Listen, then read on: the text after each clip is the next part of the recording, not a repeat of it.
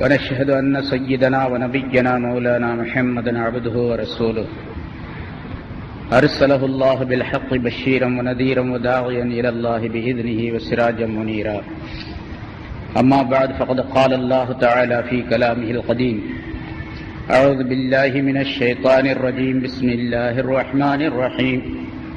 يا أيها الذين آمنوا إذا قمتم إلى الصلاة فاغسلوا وجوهكم وأيديكم إلى المرافق وامسحوا برؤوسكم وأرجلكم إلى الكعبين وإن كنتم جنبا فاطهروا وإن كنتم مرضى أو على سفر أو جاء أحد منكم من الغائط أو لامستم النساء فلم تجدوا ماء فتيمموا صعيدا طيبا فامسحوا بوجوهكم وأيديكم منه ما يريد الله ليجعل عليكم من حرج ولكن يريد ليطهركم وليتم نعمته عليكم لعلكم تشكرون. صدق الله العظيم. யா அய்யுஹல்லதீன ஆமனு, ஈமான் கொண்டவர்களே, இதா கும்தும் இலஸ்ஸலா, தொழுகைக்காக வேண்டி நீங்கள் நின்றால், தொழுகைக்காக வேண்டி நின்றால் அப்படின்னு சொன்னா தொழ ஆரம்பித்தால் அப்படின்னு அர்த்தம். தொழ வேண்டும் என்று நீங்கள் நாடினால், தொழுகைக்காக வேண்டிய தொழுகைக்கு போய் நின்றால் அப்படிங்கிற அர்த்தம் அல்ல. ஃபஸிலு உஜூஹக்கும், உங்களுடைய முகங்களை கழுவிக்கொள்ளுங்கள், ஐதியக்கும், உங்களுடைய கைகளை கழுவிக்கொள்ளுங்கள், இலல் மராஃபிகி, முழங்கை உட்பட, முழங்கைகள் உட்பட நீங்கள் கழுவிக்கொள்ளுங்கள், வம்சஹு பிருஊசிக்கும், உங்களுடைய தலையை தடவி கொள்ளுங்கள். தலையை தடவுறதுன்னா தண்ணீரால நினைச்ச கையால கையங்கை தடவை. இங்க பாருங்க, அல்லாஹ் தஆலா சொல்ல இந்த ஆயத்தை மட்டும் வச்சு குர்ஆன் போதும்னு சொன்னா எப்படி வழங்க முடியும்? தலையை தடவுறதுன்னா யார் தலையை தடவுறது? இவன் அவன் தலையை தடவுறதா? தலையை தடவி கொள்ளுங்கள் இருக்கு. வம்சஹு பிருஊஸ், உங்களுடைய தலையை தடவி கொள்ளுங்கள் அப்படின்னு இருக்கு. வஅர்ஜுலக்கும் இலல் கஅபைன், உங்களுடைய கால்களை கரண்டை மொழி வரைக்கும் கழுவிக் கொள்ளுங்கள் என்று அல்லாஹ் தஆலா சொல்லுகின்றார். இது ஒழுவுடைய பரலுகள், பரலான சட்டங்கள். தொழுகைக்கு நின்றால் அப்படின்னு சொன்னா இதா அரத்துமுல் கியாம இலஸ்ஸலா, தொழுகைக்கு நிற்க வேண்டும் என்று நீங்கள் நாடினால், விரும்பினால் என்ன செய்யணும்? ஃபாஸிலு உஜூஹக்கும், அதாவது நீங்க சுத்தம் இல்லாம இருக்கிறீங்க, அப்ப ஒழுவுடைய அந்த இதெல்லாம் இல்லாம, சுத்தம் இல்லாமல் சிறு தொடக்க உள்ளவர்களாக நீங்கள் இருக்கின்றீர்கள் என்று வைத்துக் கொண்டால் ஃபாஸிலு உஜூஹக்கும். ஏன்னா இந்த மார்க்கமே சுத்தத்தின் மீது அமைக்கப்பட்டதான். புனிய தீனு அல நலாஃபா என்று ஸல்லல்லாஹு அலைஹி வஸல்லம் சொல்லுகின்றார்கள். சுத்தத்தின் மீது தான் இந்த தீன் அமைக்கப்பட்டு இருக்கின்றது. அத்தஹூர் ஷத்ருல் ஈமான், சுத்தம் என்பது ஈமானிலே ஒரு பகுதி என்பதாக ஸல்லல்லாஹு அலைஹி வஸல்லம் மற்றொரு ஹதீஸிலே சொல்லுகின்றார்கள். இன்னொரு ஹதீஸிலே சுத்தம் என்பதுதான் மார்க்கத்தினுடைய அடிப்படை என்பதாக சொல்லப்பட்டிருக்கின்றது. சுத்தம் இல்லாமல் எந்த காரியமும் செய்ய முடியாது. அது உடல் சுத்தம் கட்டாயமாக இருக்கு. மனச்சுத்தம் என்பது அடுத்த நிலை, உடல் சுத்தம் என்பது கட்டாயமாக தேவை. அந்த சுத்தம் என்பதை எப்படி செய்ய வேண்டும் என்பதை அல்லாஹ் தஆலா நமக்கு சொல்லிக் கொடுக்கின்றார். பொதுவாக நம்ம சாதாரணமாக சொல்லும் போது வெளியே போயிட்டு முகம் கைகாலெல்லாம் கழுவிட்டு வாப்பா அப்படின்னு சொல்லுவோம். அல்லாஹ் தஆலா அதை சொல்ற, முகம் கைகாலெல்லாம் கழுவிட்டு வாங்க தொழுகிறது. ஆனா எப்படி கழுவணும் அப்படிங்கிறதுக்கு ஸல்லல்லாஹு அலைஹி வஸல்லம் அவர்கள் விளக்கம் சொன்னார்கள், செய்து காட்டினார்கள், சஹாபாக்கள் அதை செய்து காட்டினார்கள். பிறகு அதற்கு வடிவம் தரப்பட்டு இருக்கின்றது, இப்படி இப்படி செய்ய வேண்டும் என்பதாக. அல்லாஹ் தஆலா முதலாவது சொல்லுகின்றார், ஃபக்ஸிலு உஜூஹக்கும், உங்களுடைய முகங்களை கழுவிக் கொள்ளுங்கள். முகத்தை கழுவுறது அப்படின்னு முகங்களை கழுவிக் கொள்ளுங்கள். இரண்டாவது, கைகளை முழங்கை உட்பட நீங்கள் கழுவிக் கொள்ளுங்கள். வம்சஹு பிருஊசிக்கும், உங்களுடைய தலைகளை நீங்கள் தடவிக் கொள்ளுங்கள், தண்ணீரால் நனைத்த கையினால் தடவிக் கொள்ளுங்கள். வஅர்ஜுலக்கும் இலல் கஅபைன், உங்களுடைய கால்களை கரண்டை மொழி வரைக்கும் கழுவிக் கொள்ளுங்கள் என்று அல்லாஹ் தஆலா குறிப்பிடுகின்றார். இந்த இடத்துல 4 விஷயத்தை அல்லாஹ் தஆலா குறிப்பிடுகின்றார். இந்த 4ம் ஒழுவிலே மிக முக்கியமானவை. இமாம் அபூ ஹனீஃபா ரஹ்மத்துல்லாஹி அலைஹி அவர்கள் இந்த ஆயத்தை வைத்து ஒழுவில ஃபர்ல் 4 என்பதாக குறிப்பிடுகின்றார்கள். ஏன்னா அல்லாஹ் தஆலா 4 விஷயங்களை சொல்லுகின்றார். அதனால ஒழுவில ஃபர்ல் 4 என்பதாக ஆக்கப்பட்டிருக்கின்றது. முகத்தை கழுவுறது, கையை கழுவுறது, தலைக்கு மசூ செய்கிறது, பிறகு கால்களை கழுவுவது என்பது. இமாம் ஷாஃபி ரஹ்மத்துல்லாஹி அலைஹி அவர்கள் எந்த அமல் செய்வதாக இருந்தாலும் சரி, அந்த அமலுக்கு நிய்யத்து கட்டாயம் தேவை. நிய்யத் இல்லாமல் எந்த அமலும் அல்லாஹ் தஆலாவிடத்தில் ஏற்றுக்கொள்ளப்பட மாட்டாது இன்னமல் அமாலு பின்னியாத் என்று ஸல்லல்லாஹு அலைஹி வஸல்லம் அவர்கள் சொல்லுகின்றார். அதனால நிய்யத் இல்லாமல் ஒலுவும் கூட கூடாது. அதனால ஒலுவுல நிய்யத் என்பது கட்டாயமாக ஆக்கப்பட்டிருக்கிறது. இதுல அல்லாஹ் தஆலா இந்த இடத்துல நிய்யத்தை சொல்லாவிட்டாலும் கூட இதா கும்தும் இலஸ்ஸலா நீங்கள் தொழுகைக்காக வேண்டி நின்றால் என்று சொல்லும்போது தொழ நிய்யத்து செய்தால் அப்படிங்கிற அர்த்தத்துக்குள்ள வந்திருக்கு. தொழுவதற்காக நிய்யத்து செய்தால் நீங்க என்ன செய்யணும் என்பதை அல்லாஹ் தஆலா குறிப்பிடுகின்றார். அப்ப தொழுகைக்காக நிய்யத்து செய்வது அப்படின்னு சொல்றதிலேயே அந்த நிய்யத்து ஃபர்லு என்பதை கட்டாயம் என்பதை அல்லாஹ் தஆலா தெரிவிக்கின்றான் என்றும் குறிப்பிடுகின்றார்கள். அதனால இமாம் ஷாஃபி ரஹ்மத்துல்லாஹி அலைஹி அவர்கள் ஐந்தாவதாக நிய்யத்தும் ஃபர்லு என்பதாக குறிப்பிடுகின்றார்கள். முகம் கழுவுறது, கை கழுவுறது, மசூ செய்யறது, கால்களை கழுவுறது, இந்த நாளோடு நிய்யத்து செய்வதும் ஃபர்லு. அத்தோடு ஆறாவது ஒரு ஃபர்லு உண்டு. அது என்னன்னு கேட்டா அல்லாஹ் தஆலா இங்க சொல்லும் போது கழுவக்கூடிய உறுப்புகளாக சொல்லிட்டு மசூ செய்யக்கூடிய ஒரு உறுப்பை தனியாக சொல்லல.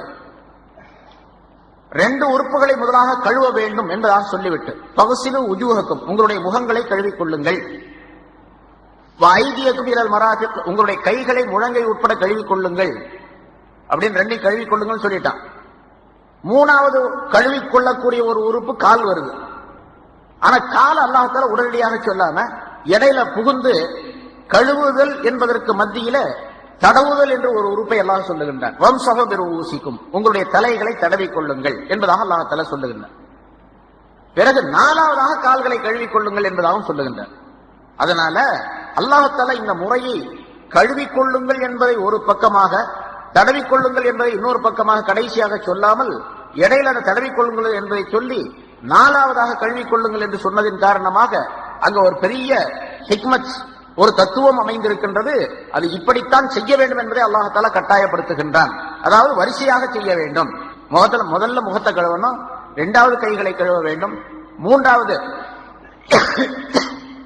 தலையை மசகு செய்ய வேண்டும், நாலாவது கால்களை கழுவ வேண்டும். இதுல யாராவது மாற்றம் செஞ்சாங்க அவருடைய ஒது கூடாது என்று இமாம் ஷாஃபி ரஹ்மத்துல்லாஹி அலைஹி குறிப்பிடுகின்றார்.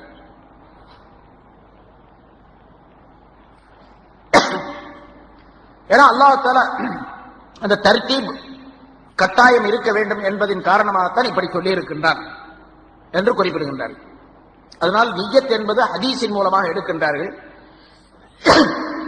தர்தீப் என்பதை இந்த அமைத்திருக்கக்கூடிய ஆயத்தினுடைய வரிசை முறையை வைத்து ஃபர்ல் என்பதாக அவர்கள் குறிப்பிடுகின்றார்கள். இமாம் அபூ ஹனீஃபா ரஹ்மத்துல்லாஹி அலைஹி அவர்கள் 4 விஷயம் இங்கு சொல்லப்பட்டிருக்கு. அந்த 4 தான் ஃபர்ல். நிய்யத் என்பதை அல்லாஹ் ஸல்லல்லாஹு அலைஹி வஸல்லம் அவர்கள் ஹதீஸிலே சொல்லி இருப்பதின் காரணமாக, இன்னமல் அமாலு பின்னியாத் என்று சொல்லி இருப்பதின் காரணமாக அந்த நிய்யத் இந்த ஃபர்லுக்குள்ளே கட்டுப்படாது. ஆனா நிய்யத் செய்யணும், அது சுன்னத்து தான். ஃபர்லை விட கொஞ்சம் அந்தஸ்து கம்மியானதுதான். அதே போல அல்லாஹ் தஆலா சொல்லி இருக்கக்கூடிய தர்தீப் இருக்குதே, வரிசை கிரமம், இந்த வரிசை கிரமம் கட்டாயமாக செய்ய வேண்டும் என்பது அதிலிருந்து விளங்கப்பட முடியாது. காரணம் என்னன்னு கேட்டா அரபி இலக்கணத்துல இன்னும் அப்படின்னு சொல்றதுக்கு வாவ் சொல்லப்படும். வ ஃபக்ஸிலு உஜூஹக்கும் வ ஐதியக்கும் வம்ஸஹு பிருஊசிக்கும் வ அர்ஜுலக்கும் என்று வாவ் வரக்கூடிய வா என்று சொன்னால் இன்னும் அப்படின்னு அர்த்தம். உதாரணமாக ஜாஅ ஸைதுன் வ அம்ருன், ஸைது வந்தான் அம்ரு என்பவனும் வந்தான் அப்படின்னு சொல்லி ஒரு வாசகத்தை சொன்னா ஸைது வந்தான் அம்ரு வந்தான், ஸைதும் அம்ரும் வந்தார்கள் அப்படின்னு சொல்றது ஜாஅ ஸைதுன் வ அம்ருன் அப்படின்னு சொல்லுவோம். அப்படி சொல்லும் போது ஸைது முந்தி வந்தானா அம்ரு முந்தி வந்தானா அப்படின்னு ஒரு கேள்வி எழுப்பினால் யார் முந்தி வந்தாங்க யார் பிந்தி வந்தாங்க அப்படிங்கறதெல்லாம் பிரச்சனை இல்லை. இங்க இந்த வா என்று போடுவது, வாவுக்கு ஜபர் வச்சு வா என்று சொல்லுவது இருக்கிற அது தர்தீபாகி இருக்கணும் அப்படிங்கறத கட்டாயப்படுத்தாது அரபி இலக்கணத்துல. ஜாஅ ஸைதுன் வ அம்ருன் அப்படின்னு சொன்னா ஸைது வந்தான் அம்ரும் வந்தான் அப்படின்னு சொல்லும்போது ஸைதும் அம்ரும் வந்தாலும் யார் முந்தி வரலாம் யாரும் பிந்தி வரலாம், அதனால ஒண்ணும் இல்லை. பொதுவா 2 பேரும் வந்தாங்க அப்படிங்கறத அது தெரிவிக்குது அந்த வாசகம். அரபி வார்த்தைகளிலே அந்த எழுத்தை மாற்றுவதின் காரணமாக அதனுடைய அமைப்பு மாறிவிடும். இப்ப ஜாஅ ஸைதுன் ஃப அம்ருன் அப்படின்னு சொன்னான்னு வச்சுங்க, வ அம்ருன் அப்படின்னு சொல்றதுல ஃப அம்ருன் அப்படின்னு ஒருத்தன் சொன்னான். இப்ப அந்த வாசகமே அறிவிக்கின்றது முதல்ல ஸைது வந்தான் அப்புறம் தான் அம்ரு வந்தான்னு அறிவிக்கும். அதுவே ஜாஅ ஸைதுன் சும்மா அம்ருன் அப்படின்னு சொன்னான்னு வச்சுங்க, ஜெயிது வந்தான் பிறகு அம்ரு வந்தான் அப்படின்னு சொன்னா ஜெயிது வந்து கொஞ்ச நேரத்துக்கு பிறகு அம்ருங்கிறவன் வந்தான் அப்படின்னு அர்த்தம். இப்படி எல்லாம் அர்த்தம் வேறுபடும். இமாம் அபூ ஹனீஃபா ரஹ்மத்துல்லாஹி அந்த இலக்கணத்துடைய அடிப்படையிலே சொல்லுகின்றார்கள், ஃபக்ஸிலு உஜூஹக்கும் வஐதியக்கும் வம்ஸு பிருஊசிக்கும் வஅர்ஜுலக்கும் என்று வாவு வந்ததின் காரணமாக தர்தீப் என்பது கட்டாயம் கிடையாது இலக்கணப்படி. அதனால அல்லாஹ் தஆலா இந்த இடத்துல சொல்லுவது 4 உறுப்பை கழுவணும் அப்படிங்கிறது தான். 3 உறுப்பை கழுவ வேண்டும், 4வது ஒரு தலையை தடவ வேண்டும் அப்படின்னு தான் சொல்றானே தவிர இப்படித்தான் இருக்கணும் தர்தீபா இருக்கணும் அப்படிங்கிறது அவசியம் கிடையாது, கட்டாயம் கிடையாது. அதனால ஒரு மனிதர் முதல்ல கையை கழுவினார், அப்புறம் முகத்தை கழுவுறார், அப்புறம் காலை கழுவுறார், அப்புறம் தலைக்கு மசாஜ் செய்யறார். கூடுமான்னு கேட்டா ஒழு கூடும். ஃபர்லு நிறைவேறி போச்சாலும் நிறைவேறி போச்சு. 4 விஷயம் வந்துடணும், அவ்வளவுதான். 4 வேலை செஞ்சிடணும், ஒழு நிறைவேறி போயிடுச்சு. சரி, மாத்தி செஞ்சிட்டாரு அப்படின்னு சொன்னா சுன்னத்து விட்டு போச்சு, அவ்வளவுதான். தர்தீப் என்பது சுன்னத்து, நியத்தும் சுன்னத்து, தர்தீபும் சுன்னத்து. இந்த தர்தீபாக செய்து காட்டியதும் நியத்து வேண்டும் என்று சொன்னதும் ரசூலுல்லாஹி ஸல்லல்லாஹு அலைஹி வஸல்லம் சொன்னாங்க, தர்தீபாக செஞ்சு காட்டினாங்க. அதனால அந்த தர்தீபும் நியத்தும் சுன்னத்தாக ஆக்கப்பட்டிருக்கின்றதே தவிர அது ஃபர்ல் என்பதற்குள்ளே வராது என்பதாக இமாம் அபூ ஹனீஃபா ரஹ்மத்துல்லாஹி சட்டம். அவருடைய ஆய்வு இந்த ஆயத்தை வைத்து ஆய்வு செய்து ஒலுவுடைய ஃபர்ல் 4, ஷாஃபி மதஹப்ல ஒலுவுடைய ஃபர்ல் 6 என்பதாக சொல்லப்பட்டிருக்கிறது. சரி, மாலிக் மதஹப்ல இமாம் மாலிக் ரஹ்மத்துல்லாஹி அலைஹி அவர்களிடத்துல ஒலுவுல ஃபர்ல் 7 அவரிடத்துல. அது என்ன 7? இன்னொன்னு என்னன்னு கேட்டா அந்த ஷாஃபி மதஹப்ல உள்ள 6, நீ சொன்ன 4, நிய்யத்து 1, அப்புறம் தர்தீப் 1, 6 ஆச்சா. 7வது முவாலாத் என்று சொல்லப்படுவது. முவாலாத்னா தொடர்ந்து செய்வது. இல்ல இமாம் மாலிக் ரஹ்மத்துல்லாஹி அலைஹி அவர்களிடத்துல ஒலுவுல ஃபர்ல் 7 என்னன்னு கேட்டா 1வது நிய்யத்து, 2வது முகம் கழுவுவது, 3வது கைகளை முழங்கை உட்பட கழுவுவது, 4வது தலைக்கு மசாஜ் செய்வது, 5வது கால்களை கழுவுவதும் கரண்டை மொழி உட்பட கழுவுவது, 6வது தொடர்படியாக செய்வது.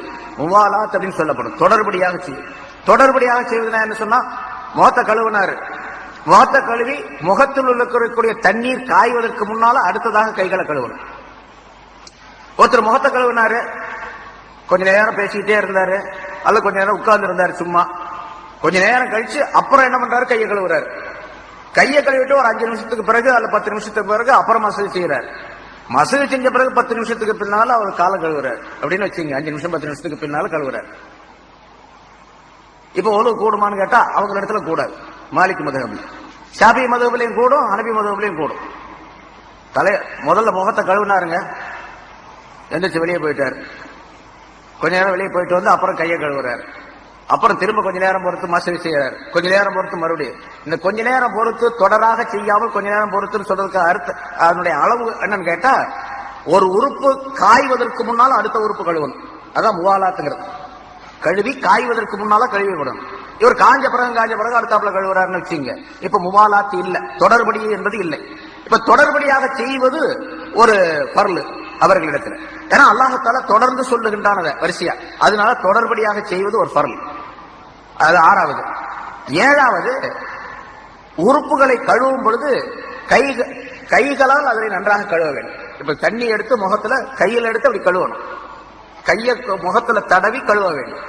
அதே மாதிரி கையை இந்த கையில தண்ணி எடுத்து இந்த கையை கழுவ வேண்டும், இந்த கையில தண்ணி எடுத்து இந்த கையை கழுவ வேண்டும். கையில தானே கழுவாங்க, பின்ன எப்படி கழுவுறது? ஒருத்தர் கையாலே கழுவலன்னு வச்சுங்க. உதாரணமா ஒரு பைப்பு திரிய விட்டாரு, ஒரு ஷவர் திரிய விட்டாரு, முகத்தை அப்படி காட்டுறாரு அப்படின்னு வச்சுங்க. கையே வைக்கல, அவர் காட்டுறாரு, எல்லா பக்கம் நனைஞ்சு போச்சு சுத்தமா. முகம் கழுவுற அளவுக்கு எல்லாம் தண்ணி பட்டுருச்சு சுத்தமா. இப்ப இமாம் மாலிக் ரஹ்மத்துல்லாஹி இடத்துல ஒழுவு கூடுமானா கூடாது. ஏன்னா இவர் ஒரு ஃபர்ல விட்டுட்டாரு. என்ன ஃபர்ல்னு கேட்டா கைகளால் தடவல, அத கைகளால தடவி கழுவ வேண்டும். அல்ல மழை பெய்யுது, மழையில போறாரு, எல்லாம் நனைஞ்சு போச்சு சுத்தமா. கையால தொடவே இல்லை, இவங்க கையை தொடல, முகத்தை தொடல, தலையும் தொடல, காலையும் தொடல, எல்லாம் நனைஞ்சு போச்சு. மற்ற எல்லா மதங்களையும் கூட மாலிக் மதத்துல கூடாது. இம்ராருல் எதி அலல் உதுவி, அந்த உறுப்பின் மீது கைகளை தடவுவது, கைகளை நடத்தாட்டுவது, அதுவும் ஒரு ஃபர்ல் என்பதாக எடுத்திருக்கிறாங்க. சரி, இது 7. ஆனா இவங்களிடத்துல என்ன இல்ல, அந்த தர்தீப் என்பது ஃபர்ல் அப்படிங்கறத எடுக்கல. இவர் தர்தீப் பதிலா முவாலாத் என்பதை எடுத்திருக்கிறாங்க. இமாம் அஹ்மது பின் ஹம்பல் ஹன்பலி மதுஹப் படிக்கு ஒலுவுல பரல 6. ஷாஃபி மதம் மாதிரி அவர் 6. ஆனா 6 என்பதுல அதை தர்த்தீபை விட்டு முவாலாத் என்பதை அவர் எடுத்திருக்கிறார். தொடர்படியாக செய்வது அப்படிங்கிறத எடுத்திருக்கிறாங்க. நியத்து செய்வது, முகம் கழுவுவது, கைகளை கழுவுவது, தலைக்கு மசூஜ் செய்வது, கால்களை கழுவுவது அல்ல, தர்த்தீபாக இருப்பது முவாலத்தை. நியத்தை விட்டுட்டாங்க. நியத்து சுன்னத்து அப்படிங்கிறாரு. இப்ப நியத் என்பது ஷாஃபி மதுஹபிலையும் மாலிக் மதுஹபிலையும் ஃபர்ல், ஹனபி மதுஹபிலையும் ஹன்பலி மதுஹபிலையும் நியத் என்பது சுன்னத். தர்த்தீபாக செய்ய வேண்டும் அப்படிங்கிறது ஹன்பலி மதுஹபிலையும் ஷாஃபி மதுஹபிலையும் ஃபர்ல். தர்த்தீபாக செய்ய வேண்டும் என்பது ஷாஃபி ஹனபி மதுஹபிலையும் மாலிக் மதுஹபிலையும் சுன்னத். ஆனா இந்த 4 யார்கிட்ட வித்தியாசம் கிடையாது ஃபர்ல் அப்படிங்கிறதுல. இங்க 4 அல்லாஹ் தஆலா சொன்னானே, முகம் கழுவுறது, கை கழுவுறது, மசூஜ் செய்யறது, தலை கால கழுவுறது, அது 4 ஃபர்ல் எல்லாம் ஒத்துக்கணும். ஏன்னா அல்லாஹ் தஆலா குர்ஆன்ல சொல்லிட்டா, அதனால அதை மாற்ற முடியாது. இப்படி ஒவ்வொரு மதபிலையும் அவங்க ஆய்வுக்கு தக்கவாறு அதை ஃபர்லுடைய வித்தியாசம், ஃபர்லுகளிலே வித்தியாசம் இருக்கின்றது. ஒலுவுல ஃபர்ல் 4, ஒலுவுல ஃபர்ல் 6. 2 மதஹபில 6, ஷாஃபி மதஹபிலையும் ஹன்பலி மதஹபிலையும். மாலிக் மதஹபில ஒலுவுல ஃபர்ல் 7. இந்த வித்தியாசங்கள் எல்லாம் அவருடைய ஆய்வின்படிக்கு ஏற்படக்கூடியது அப்படிங்கறதை நம்ம இதுல மதுஹபிய நம்ம எல்லாம் இருக்கிற குர்ஆன்ல இருக்கிறத அப்படி செஞ்சுட்டு போக வேண்டியது தானே அப்படின்லாம் சொல்லக்கூடாது நம்ம.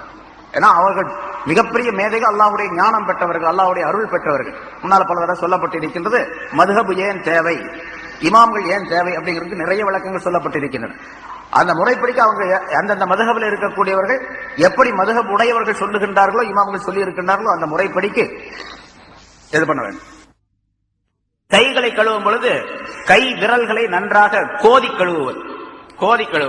ஸல்லல்லாஹு அலைஹி வஸல்லம் அவர்கள் சொல்லி காட்டினார்கள். அதாவது அந்த ஹதீஸை வைத்து விளக்கம் சொல்லுகின்றார்கள். கைகளை கழுவக்கூடிய நேரத்தில் இந்த வலது கையை இடது கையின் மீது இப்படி கோர்த்து தேய்த்து, அதே போன்று இந்த வலது கையை இடது கையின் மீது வைத்து இப்படி தேய்த்து கழுவ வேண்டும். இதுக்கு பேர் தான் கோதி கழுவுவது என்பதாக சொல்லப்படும். இது நன்றாக தேய்த்து கோதி விரல்களை கோர்த்து கழுவுவது. எப்படி கழுவுவதும் ஒரு சுன்னத். அதே போன்று தாடி அடர்ந்த தாடியாக இருந்தால் தாடிக்குள்ள தண்ணீர் நனைத்த கையை, தண்ணீர் நனைத்த கையை விட்டு உள்ளே கோதி அதை கழுவுவது, தண்ணீரை விட்டு கோதி கழுவுவது. கழுவக்கூடிய உறுப்புகளை 3 தடவை கழுவிக்கொள்வது. பொதுவாக ஒலி செய்வது ஒரு தடவை செஞ்சா கூட போதுமானது. ஸல்லல்லாஹு அலைஹி வஸல்லம் அவர்கள் முன்னால ஹதீஸ்ல சொல்லப்பட்டிருக்கிறது, முன்னால விளக்கி இருக்கின்றோம். ஒவ்வொரு தடவை ஸல்லல்லாஹு அலைஹி வஸல்லம் ஒரு தடவை இப்படி செய்து காட்டினார்கள். கையை ஒரு தடவை கழுவுனாங்க, ஒரு தடவை வாய் கொப்பளித்தாங்க, ஒரு தடவை நாசிக்கு தண்ணீர் செலுத்தினாங்க, ஒரு தடவை முகத்தை கழுவுனாங்க. ஆனா கழுவக்கூடிய நேரத்தில் ஒரு தடவை கழுவினாலும் முழுமையாக எந்தெந்த இடத்துல தண்ணீர் பட வேண்டுமோ, நனைய வேண்டுமோ அது முழுமையாக நனைந்து விட்டால் போதுமானது. ஒரு தடவை. இன்னொரு தடவை ஒலி செய்யும்போது 2 தடவை செஞ்சாங்க.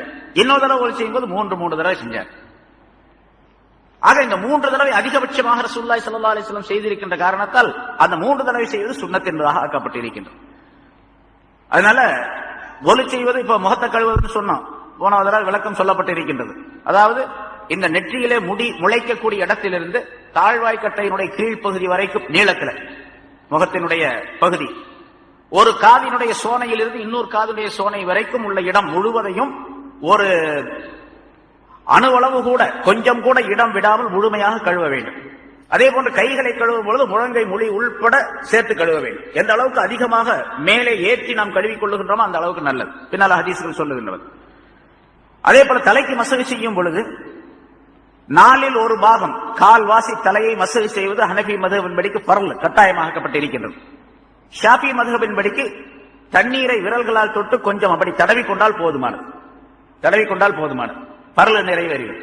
ஆனா சுன்னத்தான முறை என்னவென்று சொன்னால் தலை முழுவதையும் மசூஜ் செய்ய வேண்டும். சரி, இப்படி 3 தடவை கழுவிக்கொள்வது சுன்னத்தான முறை. தலைக்கு மசூஜ் செய்யும் பொழுது தலை முழுவதையும் பூராவையும் ஆரம்பத்தில் முன்னால் முடி முளைக்கக்கூடிய இடத்திலிருந்து பிடரி வரைக்கும் உள்ள எல்லா இடத்திலும் 2 கையை சேர்த்து முழுமையாக ஒரு முடி விடுபடாமல் தடவி கொள்வது இருக்கின்றது. இது சுன்னத். பொதுவாக முன்னால் பல தடவை சொல்லப்பட்டு இருக்கின்றது. ஃபர்லான காரியங்களை அல்லாஹ் தஆலா விருப்பத்துடன் ஏற்றுக்கொள்ள வேண்டும் என்றால் ரசூலுல்லாஹி ஸல்லல்லாஹு அலைஹி வஸல்லம் அவர்கள் செய்து காட்டிய சுன்னத்தான முறை இல்லாமல் அதை ஏற்றுக்கொள்ள மாட்டார். சுன்னத்தோடு சேர்த்து செய்தால்தான் அந்த ஃபர்லுக்கு மதிப்பு மரியாதையும் இருக்கு. சட்டம் கேட்டா சொல்லிடுவோம் உலகத்துல, ஒலு கூடுமா கூடாதா, இப்படி தடவனா கூடுமா கூடாதான்னு கூடுன்னு சொல்லிடுவோம், அவ்வளவுதான். ஆனா முழுமையாக செய்யாவிட்டால் சுன்னத்தை விட்டு விட்டார். அல்லாஹ் தஆலா அதை விருப்பத்தோடு ஏற்றுக்கொள்ள மாட்டான். அல்லாஹ்வுடைய மஹப்பத் அந்த மனிதரின் மீது ஏற்படாது. அதனால தன்னுடைய ஹபீப் ஸல்லல்லாஹு அலைஹி வஸல்லம் அவர்களுடைய சுன்னத்தான முறைகளை கட்டாயமாக செய்ய வேண்டும். தலைக்கு யாரா இருந்தாலும், ஷாஃபி ஹனபி யாரா இருந்தாலும் சரி, முழுமையாக மஸ்ஹ் செய்ய வேண்டும். பிறகு 2 ஹனபி மதுஹபின்படிக்கு காதுகளுக்கு மஸ்ஹ் செய்வது 3 தடவை. காதுகளுக்கு மஸ்ஹ் செய்வது, காதுக்கு தலைக்கு மஸ்ஹ் செய்வது, காதுக்கு மஸ்ஹ் செய்வது என்பது ஒரு தடவை செய்ய வேண்டும். தலைக்கு மஸ்ஹ் செய்வது ஒரு தடவை முழுமையாக செய்ய வேண்டும். ஷாஃபி மதுஹபின்படிக்கு அதை 3 தடவை செய்ய வேண்டும். அதுவும் கூட தனித்தனியாக தண்ணீரை எடுத்து கைகளை தண்ணீரில் நனைத்து புதிய புதிய தண்ணீரை கொண்டு அந்த மஸ்ஹை செய்ய வேண்டும். காதுகளுக்கும் செய்ய வேண்டும். சரி, தேய்த்து உறுப்புகளை தேய்த்து கழுவுவது, சும்மா தண்ணீரை ஊத்திக்கிட்டா போதுமானது. முழுமையாக அந்த இடம் வரைக்கும் எப்பொழுது சொல்லப்பட்ட அந்த அளவுக்கு நனைஞ்சா போதும். இருந்தாலும் அதை தேய்ச்சி நல்லா கழுவுறது இருக்கின்றது, அது ஒரு முஸ்தஹப்பா சுன்னத்தான முறையாகும். அதே போன்று கழுவப்படக்கூடிய உறுப்புகளை தொடர்படியாக கழுவுவது, சென்ற வாரம் அது சொல்லப்பட்டது. அது ஹன்பலி மதுஹபிலே அப்படி தொடர்படியாக கழுவுவது ஃபர்ல் என்பதாக ஆக்கி வைத்திருக்கின்றார்கள். ஹனபி மதுஹபின்படிக்கு அது சுன்னத்து. அதே மாதிரி ஷாஃபி மதுஹபின்படிக்கும் அது சுன்னத், தொடர்படியாக கழுவுவது. தொடர்படியாக என்று சொல்ல, தர்த்தீப் என்பது வேற, தொடர்படி என்பது வேற. தர்த்தீப் சொன்னா வரிசைக்கு முதல்ல முகத்தை கழுவுறது, 2வது கைகளை கழுவுறது, 3வது மஸ்ஹ் செய்யறது, 4வது கால்களை கழுவுவது, இது தர்த்தீப். தொடராக கழுவுவது அப்படின்னா என்ன அர்த்தம் கேட்டா, ஒரு உறுப்பை கழுவிய பின்னால் அடுத்த உறுப்பை உடனடியாக கழுவுவது. இந்த உடனடியாக கழுவுவது அப்படிங்கிறதுடைய அளவுகோல் என்னவென்று சொன்னால், முகத்தை கழுவிட்டாரு, கொஞ்ச நேரம் அப்படியே உட்கார்ந்துட்டாரு, முகத்தை கழுவுன அந்த தண்ணி எல்லாம் காஞ்சி போச்சு. பிறகு கொஞ்ச நேரம் பொறுத்து கையை கழுவுறாரு. இவர் கையை கழுவுற நேரத்தில் முகத்தை கழுவுன தண்ணி எல்லாம் காஞ்சி போச்சு. இப்ப தொடர்படி இல்லை, தொடராக ஒரு கழுவவில்லை என்பதாக பொருளாகும். தொடராக கழுவுறதுன்னு சொன்னா, முகத்தை கழுவின அந்த தண்ணீர் காய்வதற்கு முன்னதாகவே கைகளை கழுவிக் கொள்ள வேண்டும். கைகளில் இருக்கக்கூடிய தண்ணீர் காய்வதற்கு முன்னாலே மஸ்ஹ் செய்து கொள்ள வேண்டும்.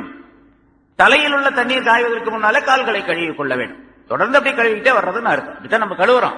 ஆனா அந்த முவாலாத், தொடர்ந்து கழுவுதல் அப்படிங்கிறதுக்கு விளக்கம் இப்படி சொல்லப்பட்டிருக்கின்றது. சரி, இதுவும் சுன்னத்தாகும். அதே போல ஹனபி மதுஹபில தர்த்தீபாக கழுவுறது சுன்னத்.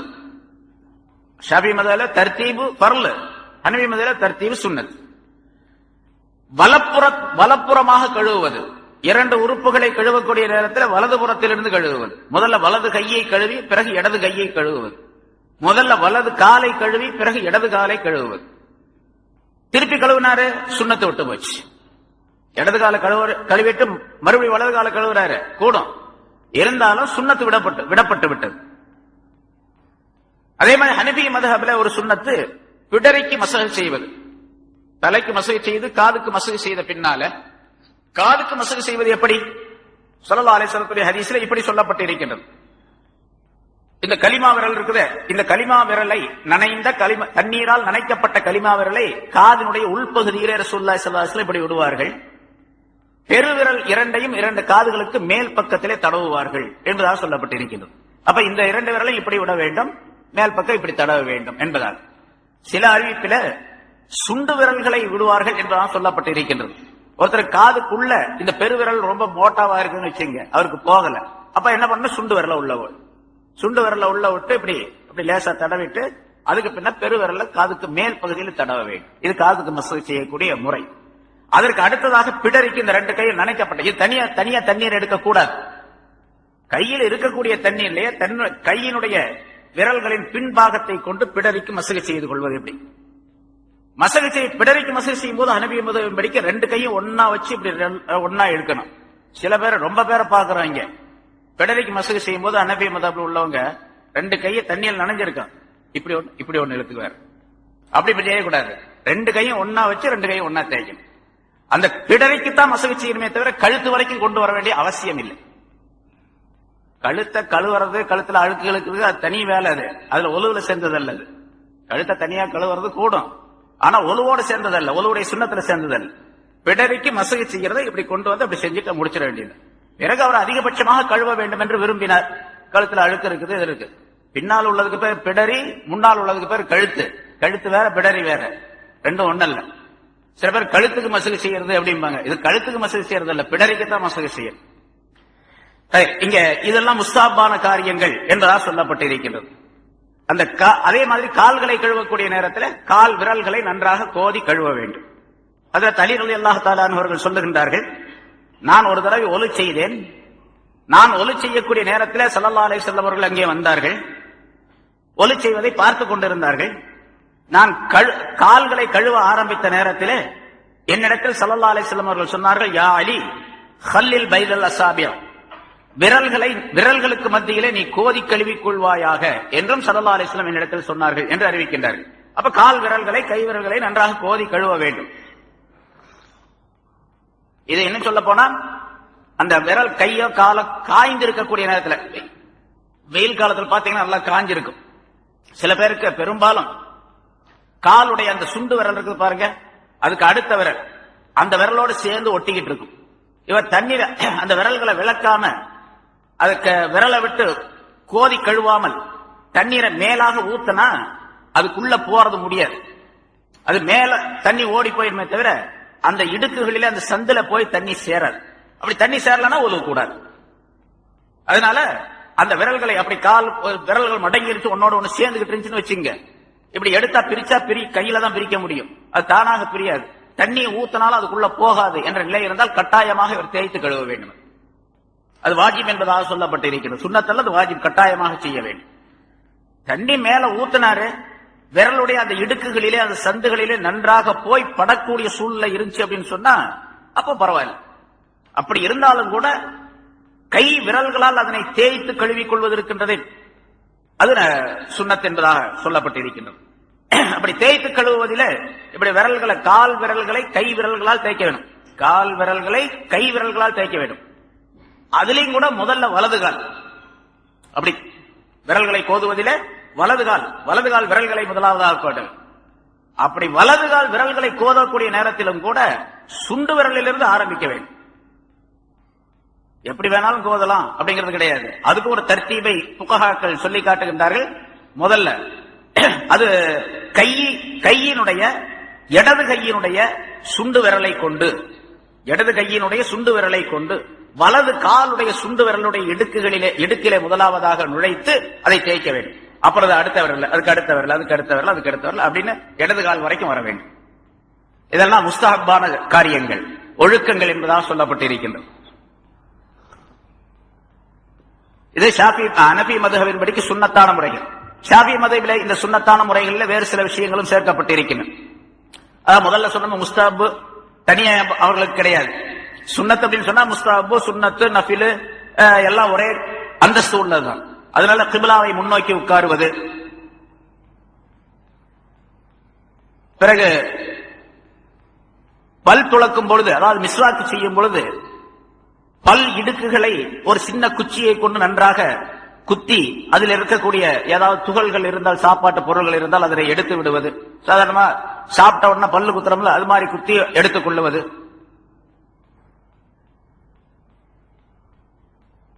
தாடி அடர்த்தியாக இருந்தால் நன்றாக தேய்த்து தண்ணீரை அதிலே சேர்த்து விடுவது. இதெல்லாம் அதிகப்படியாக முஸ்தஹப்பான காரியங்கள் என்பதாக ஹனஃபி மதுஹபில் இருக்கிறது. இதை சுன்னத் என்பதாக ஷாஃபி மதுஹபில் சொல்லப்பட்டிருக்கின்றது. அதே போல ஒலு செய்யக்கூடிய நேரத்தில் உலக பேச்சுக்களை பேசாமல் இருப்பது. ஒலு செய்யும் போது என்ன ஓத வேண்டும், என்ன சொல்ல வேண்டும் என்று சொல்லப்பட்டிருக்கின்றது. அதோடு நிறுத்திக்கணும். உலக சம்பந்தப்பட்ட பேச்சுக்களை பேசிக்கொண்டே ஒலு செய்யக்கூடாது. பல பேர் வர்றாங்க, விஷயமே தெரியாது அவங்களுக்கு, ரெண்டு பேரும் பேசிக்கிட்டே ஒலு செய்து முடிச்சிருவாங்க.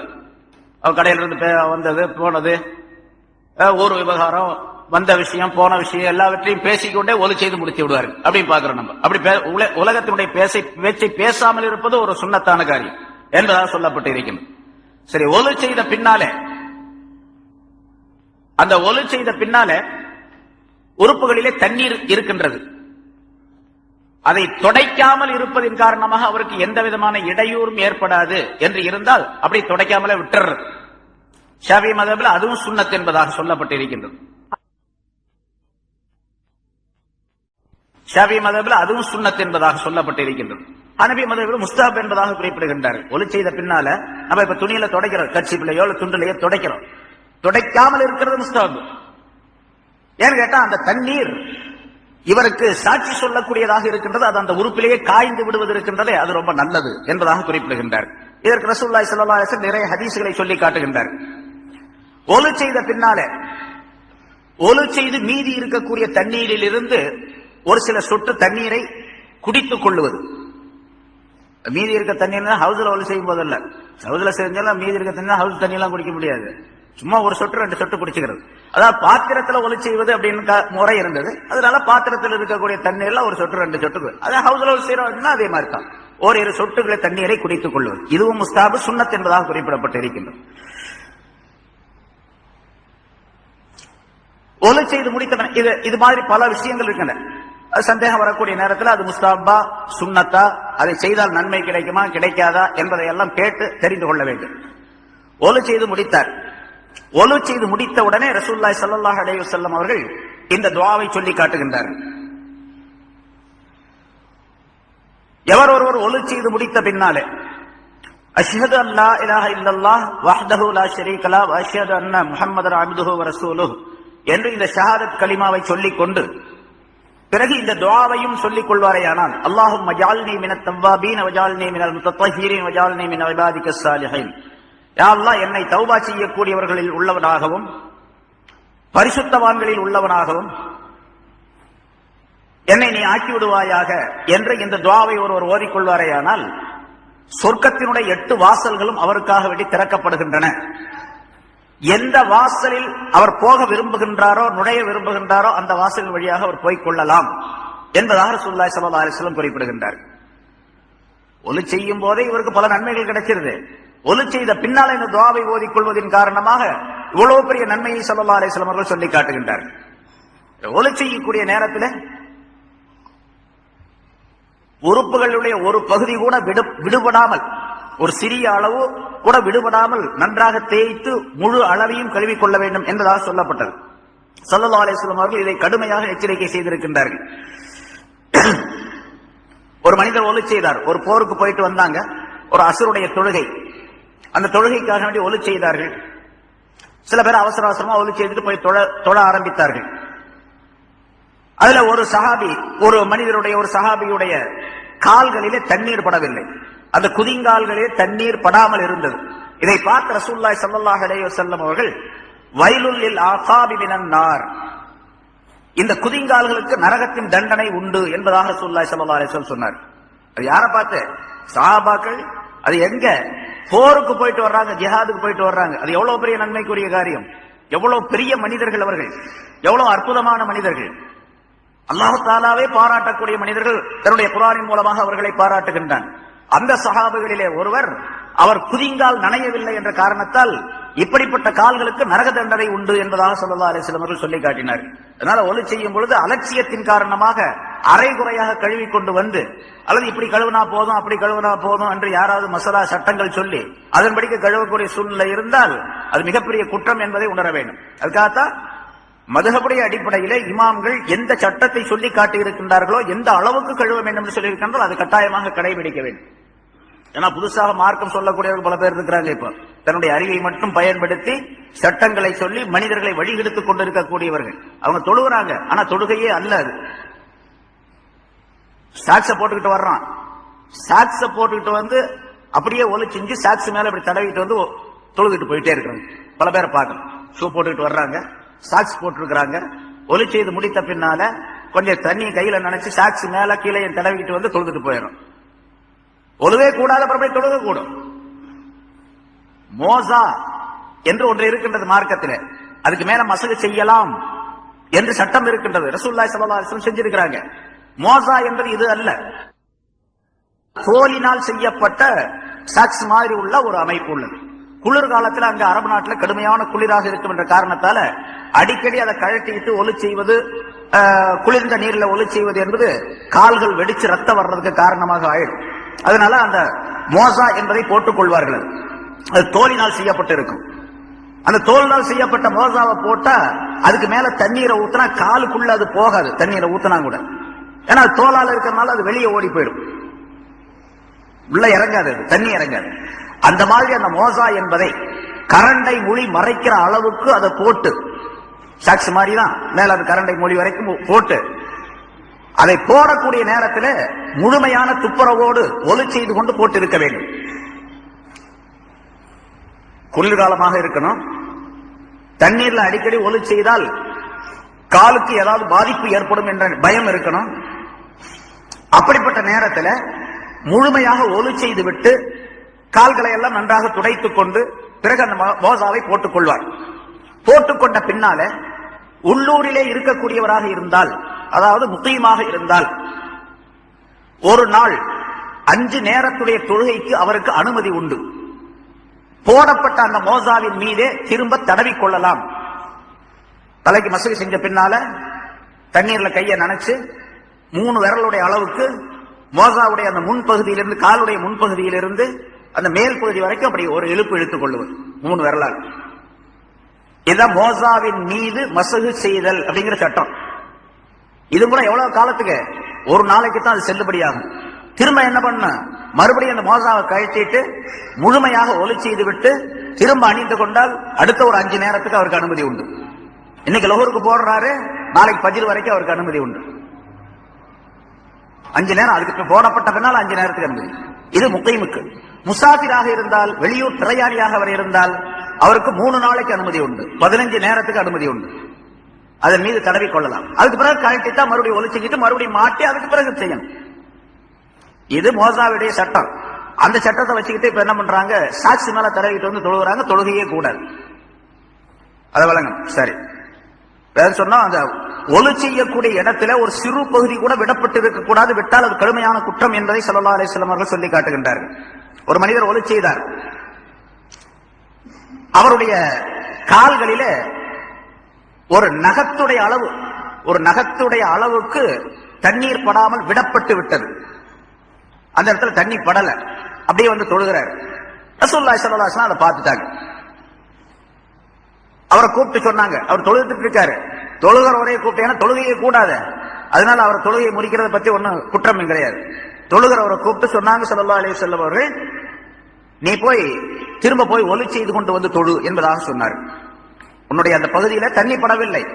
எந்த அளவுக்கு? ஒரு நகத்தினுடைய அளவுக்கு, அந்த பரப்பளவுக்கு தண்ணீர் படவில்லை. அதனால போய் திரும்ப ஒலி செய்து கொண்டு வந்து தொழு என்பதாக சொன்னார்கள். அவர் சென்றார், ஒலி செஞ்சார், திரும்ப வந்து தொழுதார் என்பதாக மற்றொரு ஹதீஸில் அறிவிக்கப்பட்டிருக்கின்றது. சரி, நம்ம இப்ப அந்த மாதிரி கழுவிட்டு வர்றோம். கையை காலை கழுவிட்டு முகத்தை கழுவிட்டு ஒலி செஞ்சுட்டு வர்றோம். வந்து இங்க நின்று பாக்குறோம்னு வச்சுங்க, உள்ள வந்து நின்று பாக்குறோம். தொழ ஆரம்பிக்கக்கூடிய நேரத்துல ஒரு பகுதியில கொஞ்சம் விட்டு இருக்குது. இப்ப திரும்ப ஒலி செய்யணுமா? ஸல்லல்லாஹு அலைஹி வஸல்லம் திரும்ப ஒலி செய்ய சொன்னாங்க. ஒலி செஞ்சாங்க. அந்த சஹாபி வந்து தொழுதாங்க. நம்ம என்ன செய்யணும்? அதே மாதிரி செய்யணுமா அல்லது வேற ஏதாவது சட்டம் இருக்குதா என்று கேட்டால், இந்த ஹதீஸ் சஹாபாக்களுக்கு சொல்லப்பட்ட இது பேணுதலுக்காக வேண்டி, அதாவது உயர்வான அந்தஸ்துடையவர்கள் அவர்கள் என்ற காரணத்தினால் அந்த உயர்வும் கொஞ்சம் கூட தளரக்கூடாது, கீழே போகக்கூடாது என்பதற்காக வேண்டி திரும்ப ஒலி செய்ய சொல்லி ஸல்லல்லாஹு அலைஹி வஸல்லம் அவர்கள் சொன்னார்கள். பொதுவாக சட்டம் என்னவென்று சொன்னால், எந்த அளவுக்கு இருந்தால் அது நிறைவேறிவிடும் என்றால், எந்த இடத்தில் விடப்பட்டு இருக்கின்றதோ தண்ணீர் படாமல் தண்ணீரை எடுத்து அந்த இடத்துல தடவி கொண்டா போதுமானது. திரும்ப ஒலி செய்ய வேண்டும் என்ற கட்டாயம் கிடையாது. இப்ப இந்த சஹாபிக்கு ஸல்லல்லாஹு அலைஹி வஸல்லம் சொன்னது உயர்வான நிலை. அது ஒருத்தர் அந்த பாகு கொஞ்சம் விட்டு போச்சு. இப்ப சட்டம் என்னன்னா, தடவனா போதும், தண்ணீரில் தடவினால் போதும். இவர் என்ன பண்றாரு? திரும்ப போய் ஒலி செய்யறாரு. அது ரொம்ப நல்லது. தடவாம இவர் திரும்ப ஒலி செய்கிறார் என்று சொன்னால் அவருடைய பேணுதல், அவருடைய பக்தியை காட்டக்கூடிய விஷயம். அந்த பக்தியை உருவாக்க வேண்டும். பக்தியிலே அவர்கள் குறைந்தவர்கள் அல்ல என்பதை காட்டுவதற்காக ஸல்லல்லாஹு அலைஹி வஸல்லம் சஹாபாக்களை சொல்லி காட்டினார். அதே மாதிரி ஒலி செய்யக்கூடிய நேரத்தில் அதிகப்படியாக தண்ணீரை செலவு செய்து செய்யக்கூடாது. ஒலி செய்வது நம்ம சொல்லப்பட்டது ஒரு தடவை அல்லது 2 தடவை, அதிகபட்சமாக சுன்னத்தான முறை 3 தடவை செய்து கொள்ளலாம். அதுக்கு மேல அதிகமாக தண்ணீரை ஊற்றி செலவு செய்வது இருக்கின்றது, அது இஸ்ராப் என்ற குற்றத்தை சேர்ந்தது. ஒலி செய்யும் போதும் இஸ்ராப் என்பது இருக்கின்றது. அது இபாதத்து தான். ஆனா அதே நேரத்தில் அதிகப்படியாக செய்யும்போது இஸ்ராப் என்ற குற்றத்தை சேர்ந்ததால் ஹஜ்ரத் ஸஅத் ரலியல்லாஹு தஆலா அன்ஹு அவர்கள் ஒலி செய்து கொண்டிருந்தார்கள். கொஞ்சம் அதிகப்படியாக தண்ணீரை ஊற்றி ஒலி செய்து கொண்டிருந்தார். அந்த காலத்துல அதிகப்படியான எவ்வளவு செஞ்சிருப்பாங்க? ஒலி செய்ததே ரசூலுல்லாஹி ஸல்லல்லாஹு அலைஹி வஸல்லம் அவருடைய காலத்துல ஒரு முத்து, இந்த 2 கை நிறைய அள்ளினால் எடுத்தால் எவ்வளவு தண்ணி இருக்குமோ அதுக்கு பேர் ஒரு முத்துன்னு சொல்லப்படும்.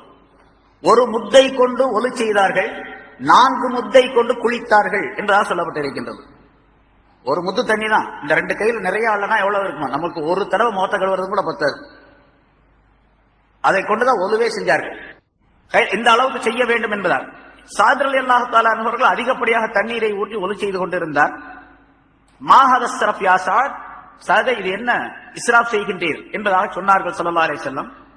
அவர் ஆச்சரியப்பட்டு கேட்டார். அந்த சஹாபி ரொம்ப உயர்ந்த சஹாபி சாத் ரலியல்லாஹு தஆலா அவங்க சொல்றாங்க, கேட்டாங்க, அஃபில் உலூ இஸ்ராப், ஒலுவிலையும் இஸ்ராப் இருக்கின்றதா? ஒலுவிலை கூட இஸ்ராப் இருக்குதா யார சொல்லலாம் கேட்டாங்க. ஆம், வயின் குந்த அலா நஹரின் ஜாரின், ஓடக்கூடிய ஆற்றுக்கு அருகிலே நீ இருந்தாலும் அங்கும் இஸ்ராப் என்பது இருக்கின்றது என்பதாக சொன்னாங்க. தண்ணி ஓடுங்க, ஆத்து நிறைய தண்ணி ஓடுது, ஆத்து ஓரத்துல உட்கார்ந்து ஒலி செய்யறாரு. இப்ப ஒலி செய்யறதுனால ஆத்து தண்ணியில என்ன நஷ்டம் வந்துட போயிடுது? எந்த நஷ்டமும் வராது. நீ ஓடக்கூடிய ஆற்றின் அருகிலே இருந்து ஒலி செய்தாலும் அங்கும் இஸ்ராப் என்பது இருக்கின்றது. செய்ய வேண்டிய அளவுக்கு மீறி அதிகமாக செய்தால் அந்த தண்ணீர்ல செய்யும் போது கூட ஒரு இஸ்ராப் இருக்கு. அதனால தண்ணி பத்தி பிரச்சனை இல்லைங்க, எவ்வளவு தண்ணி இருக்குது இல்ல அப்படிங்கறதுல. செய்ய வேண்டிய அளவை விட அதிகமா செய்யக்கூடாது, 3 தடவைக்கு மேல செய்யக்கூடாது. அதுவும் என்ன சொல்ல போனா, முன்னாலே நான் சொல்லியிருக்கேன், ஜும்மாவுடைய பயான்ல சொல்லியிருக்கிறேன், இந்த ஹவுஸுடைய தண்ணி இருக்குது வக்ஃப் செய்யப்பட்டது. வக்ஃபுடைய சொத்து எதற்காக வேண்டி அது வக்ஃப் செய்யப்பட்டு இருக்கின்றதோ அதற்கு மட்டுமே பயன்படுத்த வேண்டும், அதுக்கு மட்டும்தான் பயன்படுத்த வேண்டும். அது அல்லாஹ்வுக்கு பயன்படுத்தக்கூடாது. இந்த தண்ணீர் வக்ஃப் செய்யப்பட்டு இருப்பது என்பது ஒலு செய்வதற்காக வேண்டி. ஒலுவுடைய அளவு ஷரியத்திலே அதிகபட்சமாக 3 தடவை கழுவ வேண்டும் என்பது. ஒருத்தர் 5 தடவை கழுவினார், இப்ப அவர் இஸ்ராப் செய்து விட்டார் என்பது மட்டுமல்லாமல் வக்ஃபுடைய சொத்தை தவறாக பயன்படுத்தி விட்டார் என்பதாகவும் பொருளாகும். 2 குற்றத்திற்கு இலக்காகிறார். இப்ப இங்க ஒலி செய்றவங்க எத்தனை பேர் எவ்வளவு குற்றத்துக்கு ஆகலாங்கப்பா? காலு கழுவுறதுக்கு மட்டும் 10 பக்கெட் தண்ணி ஊத்துறாரு, அள்ளி அள்ளி. அது நிறைய இருக்குன்னா கொஞ்சம் கம்மியா இருக்குன்னா கம்மியா இருக்கு, நிறைய இருந்துச்சு அப்படின்னு சொன்னா இவர் இந்த பக்கம் அள்ளி அள்ளி ஊத்துறதுனா அந்த பக்கம் வேற ஒரு 10 பக்கெட் 20 பக்கெட் தனியா வெளியே போகும். ஹவுஸ்ல தண்ணி தான் நிறைய இருக்கு, அள்ளி அள்ளி ஊத்தக்கூடியது. அதே மாதிரி பைப்பை திரிவி விடுறாங்க, அவங்க பாட்டுக்கு திரிவி விட்டு போட்டு பல்ல விளக்கி அது பாட்டு ஓடிக்கிட்டே இருக்கு, பல்ல விளக்கிட்டு உட்காந்துருக்காரு என்று சொன்னா அது எவ்வளவு பெரிய குற்றம். சரி, யாருக்கு தெரியும்? இங்க கேட்கறவங்க 10 பேருக்கு தான் தெரியும், அவ்வளவுதான். கேட்காதவங்க தான், தெரியாதவங்க அப்படித்தான் இருப்பாங்க. அது ஓடக்கூடிய ஆற்று தண்ணீர் அருகிலே நீ இருந்தாலும் இஸ்ராப் என்பது இருக்கின்றது என்று ஸல்லல்லாஹு அலைஹி வஸல்லம் அவர்கள் குறிப்பிடுகின்றார்கள். அதனால் ஒலி செய்யக்கூடிய நேரத்தில் அந்த தண்ணீரையும் ஜாக்கிரதையாக பயன்படுத்த வேண்டும். ஒலி செய்வதின் காரணமாக அல்லாஹ் தஆலா பாவங்களை மன்னிக்கின்றான் என்ற விஷயம் நிறைய சொல்லப்பட்டிருக்கு, பல தடவை சொல்லப்பட்டிருக்கு. இருந்தாலும் தஃப்சீருடைய இந்த ஆயத்தினை தொடர்ல அதை கொஞ்சம் பார்ப்போம். ஸல்லல்லாஹு அலைஹி வஸல்லம் அவர்கள் சொல்லுகின்றார்கள், அலா உனப்பிஉக்கும் பிமா யுகஃபிருல்லாஹு பிஹில் ஹதாயா வ யர்ஃபஉ பிஹி தரஜாத். உங்களுக்கு ஒரு விஷயத்தை நான் அறிவிக்கட்டுமா? அல்லாஹ் தஆலா அந்த விஷயத்தின் மூலமாக பாவங்களை மன்னித்து பதவிகளை உயர்த்துவானே, அப்படிப்பட்ட ஒரு விஷயத்தை உங்களுக்கு சொல்லி தரட்டுமா என்பதாக கேட்டார்கள். கேட்டுவிட்டு ஸல்லல்லாஹு அலைஹி வஸல்லம் சொன்னார்கள், அது என்னவென்றால் இஸ்பாகுல் உலூ அல் மகாரி, சிரமங்கள் ஏற்படக்கூடிய நேரத்திலும் ஒலுவை பரிபூர்ணமாக செய்வது. சில நேரங்கள்ல ஒலு செய்யறது கொஞ்சம் சிரமமா இருக்கும், குளிர்காலமா இருந்துச்சு அல்லது உடல்நிலை சரியில்லாம நோயா இருந்துச்சு, இந்த மாதிரி நேரங்கள்ல ஒலு செய்யறது கொஞ்சம் சிரமமாக இருக்கு. அப்படி சிரமங்கள் ஏற்பட்டாலும் ஒலுவை பரிபூர்ணமாக செய்வது எப்படி சொல்லப்பட்டதோ அந்த மாதிரி முறை. அத கூட சேர்த்து 2 விஷயத்தை சேர்த்து சொல்லுகிறார். நக்லுல் அக்தாமி இலல் மஸாஜித், மஸ்ஜிதுகளின் பக்கம் காலடிகளை எடுத்து வைத்து செல்லுவது, பாவங்களை மன்னித்து பதவிகளை உயர்த்தக்கூடிய காரியங்கள். வந்திலாரு ஸலாத்தி பஅத ஸலா, ஒரு தொழுகைக்கு பின்னால் இன்னொரு தொழுகையை எதிர்பார்த்திருப்பது. அப்படின்னு சொன்னா பள்ளியாசல உட்கார்ந்து இருக்கிறது அர்த்தம் இல்ல, எங்க வேணாலும் போலாம், அடுத்த தொழுகை எப்ப வரும், எப்பொழுது தொழ போவது என்ற எண்ணத்தில் இருக்க வேண்டும். வேற எந்த வேலை செஞ்சாலும் பரவாயில்லை. இது 3ம் இப்படிப்பட்ட நன்மைகளை, அதாவது பாவங்களை அழித்து பதவிகளை உயர்த்தக்கூடியது என்று ஸல்லல்லாஹு அலைஹி வஸல்லம் அவர்கள் சொன்னார். இன்னொரு ஹதீஸ்ல, இதா தவல்லா அல் அப்துல் மூமின், ஒரு மூமினான மனிதன் அடியான் ஒலு செய்தால் அவன் வாய் கொப்பளிக்கும் பொழுது அவனுடைய வாயிலிருந்து பாவங்கள் எல்லாம் வெளியாகி விடுகின்றன. நாசிக்கு தண்ணீர் செலுத்தினால் மூக்கில் இருந்து உள்ள பாவங்கள் எல்லாம் வெளியாகி விடுகின்றன. இப்ப எல்லா இடத்திலையும் பாவம் உள்ள பூந்துகிட்டு இருக்குதுன்னு அர்த்தம். மனிதனுடைய பாவங்கள் பல இடங்கள்ல உள்ள பூந்துருச்சு, எல்லாம் இருக்குது, நிறைஞ்சிருக்குது, வாயில மூக்குல எல்லாத்திலையும் பூந்து இருக்குது. இப்ப அதை ஒலி செய்யக்கூடிய நேரத்தில் அது போயிடுது. வைதகத்தசல வஜஹ, அவருடைய முகத்தை கழுவினால் முகத்திலிருந்து அவருடைய பாவங்கள் எல்லாம் வெளியேறி விடுகின்றன, முகத்திலிருந்து பாவங்கள் வெளியேறி விடுகின்றன என்பதை ரசூலுல்லாஹி ஸல்லல்லாஹு அலைஹி வஸல்லம் சொல்லும்போது இப்படி சொல்லுகின்றார்கள். அவனுடைய 2 கண்களுடைய அந்த இமைகள் இருக்கின்ற அதற்கு கீழ்ப்புறத்தில் இருந்து அது வெளியாகி விடுகின்றது என்பதாக. முகத்தை கழுவும் போது பாவம் எங்கிருந்து வெளியாகுது அப்படிங்கிறத குறிப்பிட்டு ஸல்லல்லாஹு அலைஹி வஸல்லம் சொல்லுகின்றார்கள். இந்த இமையினுடைய கீழ்ப்பகுதி இருக்குது பாருங்க, இதுல கீழ்ப்பகுதியில் இருந்து அது வெளியாகி விடுகின்றது. ஏனென்றால் முகத்தினுடைய உறுப்புகளிலே பெரும்பாலான நிலை பாவங்கள் ஏற்படுவது கண்களின் மூலமாக. அதனால அந்த கண்களின் வழியாக பாவங்கள் வெளியேறி விடுகின்றன என்று ஸல்லல்லாஹு அலைஹி வஸல்லம் அவர்கள் குறிப்பிடுகின்றார்கள். அதே போன்று கைகளை கழுவினால் அவருடைய கைகளுடைய நகங்களுக்கு கீழ்ப்புறத்தில் இருந்து அந்த பாவங்கள் வெளியேறி விடுகின்றன. நகத்தினுடைய அடிப்பகுதி கீழ்ப்பகுதி, அதாவது முனை, நுனி, நகத்தின் நுனியில் இருந்து பாவங்கள் வெளியேறி விடுகின்றன. எந்த இடத்திலிருந்து அந்த பாவம் கடைசியாக வெளியேறுது என்பதை சுட்டிக்காட்டுகின்றார்கள். அதே மாதிரி தலையை மசூல் செய்தால் அந்த தலையினால் செய்திருக்கக்கூடிய பாவங்கள் அவனுடைய காதுகளின் வழியாக வெளியேறி விடுகின்றன. தலையில பாவம் எங்கிருந்து போகுது? காதுகள் வழியாக வெளியேறி விடுகின்றன என்பதாக குறிப்பு. எல்லாம் தலையை மசூல் செய்யும் பொழுது காதுகள் வழியாக. அப்ப இதிலிருந்து இமாம் அபூ ஹனீஃபா ரஹ்மத்துல்லாஹி ஒரு சட்டத்தை சொல்லுகின்றார்கள். காது என்பது தலையை சார்ந்தது, காது என்பது தலையை சார்ந்தது. அதனால தலைக்கு மசூல் செய்யும் பொழுது காதுகளை தனியாக மசூல் செய்ய வேண்டும் என்பதாகும். இமாம் ஷாஃபி ரஹ்மத்துல்லாஹி அலைஹி அவர்கள் அந்த காதுகளின் வழியாக பாவங்கள் வெளியேறுவதன் காரணமாக அதை 3 தடவை செய்து கொள்ள வேண்டும் என்பதாக குறிப்பிடுகின்றார்கள். அதை தனியாக தண்ணீரை எடுத்து அதை செய்ய வேண்டும் என்பதாக இமாம் அபூ ஹனீஃபா ரஹ்மத்துல்லாஹி அலைஹி அவர்கள் இப்படி விளங்குகின்றார்கள், அதை ஆய்வு செய்கின்றார்கள். காதுகளின் வழியாக தலையினுடைய பாவங்கள் வெளியேறி விடுகின்றன என்று சொல்லும் போது தலையும் காதும் ஒண்ணுதான். அதனால தலைக்கு மசகு செய்வதற்காக வேண்டி எடுத்த தண்ணீரை கொண்டு காதுகளை தடவினால் போதுமானது அப்படின்னு சொல்றாங்க. 2 ஒன்னா இருக்கிறதுனால அது போதுமானது. தலைக்கு எடுத்த தண்ணீர்ல தவிர இமாம் ஷாஃபி ரஹ்மத்துல்லாஹி இப்படி விளங்குறாங்க, அதை இப்படி ஆய்வு செய்கின்றார்கள். பாவங்கள் காதுகளின் வழியாக வெளியேறுவதன் காரணமாக ஒன்றுக்கு பதிலாக 3 தடவை தலைக்கு எடுத்த தண்ணீரை கொண்டே செய்யாமல் தனியாக தண்ணீரை எடுத்து செய்வது, இதுவெல்லாம் அந்த பாவங்கள் அதிகமாக வெளியேறுவதற்கு அதை நாம் ஏற்றுக்கொள்வதற்கு காரணமாக அமைகின்றது என்பதாக குறிப்பிடுகின்றார். ஆக சட்டங்கள் எடுத்த உலமாக்கள், புகஹாக்கள் மிகப்பெரிய ஞானத்தோடு மிகப்பெரிய நுணுக்கத்தோடு அந்த ஆய்வு செய்து அந்த சட்டங்களை அமைத்திருக்கின்றார்கள் என்பதை நாம் விளங்க வேண்டும். அதே போன்று கால்களை ஒருவர் கழுவுவாரேயானால் அவருடைய கால் விரல்களுடைய நகத்தின் நுனியில் இருந்து நகத்தின் வழியாக அவருடைய பாவங்கள் எல்லாம் வெளியேறி விடுகின்றன என்று ஸல்லல்லாஹு அலைஹி வஸல்லம் அவர்கள் பாவங்கள் எல்லாம் வெளியேற்றப்பட்டவராக, பாவங்கள் எல்லாம் நீக்கப்பட்டவராக ஆகிவிடுகின்றார். பிறகு அவர் மஸ்ஜிதிற்கு தொழுவதற்காக நடந்து வந்தால் அவர் மஸ்ஜிதிற்கு நடந்து வருவதும் மஸ்ஜிதிலே வந்து அவர் தொழுவதும் அதிகபட்சமாக அவருக்கு நன்மைகளை தரக்கூடியதாக ஆகிவிடுகின்றது. பாவங்கள்லாம் போயிடுச்சு. இப்ப ஒலி செஞ்ச உடனே பாவங்கள் போச்சு அப்படின்னு சொன்னா எல்லா இடத்துலயும் இப்படி விளங்கணும். முன்னால பல தடவை சொல்லியிருக்கிறேன். சின்ன சின்ன பாவங்கள் அப்படின்னு அர்த்தம், சிறிய பாவங்கள் அப்படின்னு அர்த்தம். பெரும் பாவங்கள் இருக்குதே, மது அருந்துவது, கொலை செய்வது, கொள்ளையடிப்பது, ஜினா செய்வது, இப்படிப்பட்ட பெரிய பாவங்கள். இந்த பெரிய பாவங்கள் அப்படிங்கறதெல்லாம் பெரும் பாவங்கள். எது எது பெரிய பாவங்கள்னு முதல்ல தெரிஞ்சுக்கணும். பாவம் எது அப்படின்னு தெரிஞ்சாதான் முதல்ல அதை விட்டு விலக முடியும். அதை செய்வதற்கு பயம் ஏற்படும். பெரிய பாவங்கள் எவை, சிறிய பாவங்கள் எவை எப்படிங்கிறது தெரிஞ்சுக்கணும். பெரிய பாவங்களை தெரிஞ்சுக்கிட்டா சிறிய பாவங்கள் எதுன்னு தானா தெரிஞ்சு போயிடும். பெரிய பாவங்கள் என்பவை 7 என்ற எண்ணில் இருந்து 700 வரைக்கும் சொல்லப்பட்டிருக்கின்றது. இன்னொரு அறிவிப்பில் 70 வரைக்கும் இருக்குது. 7 என்பதிலிருந்து 70 வரைக்கும் இருக்குது. சொல்லக்கூடிய அதாவது உங்களை அழித்து நாசமாக்கக்கூடிய 7 பாவங்களை தவிர்த்து கொள்ளுங்கள், விட்டு விடுங்கள் என்பதாக சொல்லக்கூடிய ஒரு ஹதீஸிலே முதலாவதாக அல்லாஹ்வுக்கு இணை வைப்பது, பெற்றோரை நோவினை செய்வது, மனவேதனைப்படுத்துவது, மது அருந்துவது, விபச்சாரம் புரிவது, அவதூறு சொல்லுவது என்றெல்லாம் ஸல்லல்லாஹு அலைஹி வஸல்லம் சொல்லி காட்டுகின்றார்கள். அது போன்ற இன்னொரு ஹதீஸில் 9 என்பதாக சொல்லுகின்றார்கள். இதிலிருந்து விளக்கம் தரக்கூடிய உலமாக்கள் பிரித்து பல கருத்துக்களை சொல்லுகின்றார். 70 700 வரைக்கும் போயிட்டு இருக்குது, நிறைய இருக்கு. அதெல்லாம் தெரிஞ்சுக்கணும் முதல்ல. சரி, இந்த பெரும்பாவங்கள் மன்னிக்கப்படுவது என்பது கிடையாது. ஒலி செய்வதின் காரணமாக பாவங்கள் மன்னிக்கப்படுகின்றன என்று சொன்னால் சின்ன சின்ன பாவங்கள் மன்னிக்கப்படுகின்றன. பெரும்பாவங்கள் தௌபா, அதன் மூலமாகத்தான் மன்னிக்கப்படும். தௌபாவின் மூலமாகத்தான் மன்னிக்கப்படும். சரி, ஒலி செய்யும் போது ஒருத்தர் ஒலி செய்யறாரு, ஒலி செய்யும் போதே தௌபா வந்துருச்சு அவருக்கு.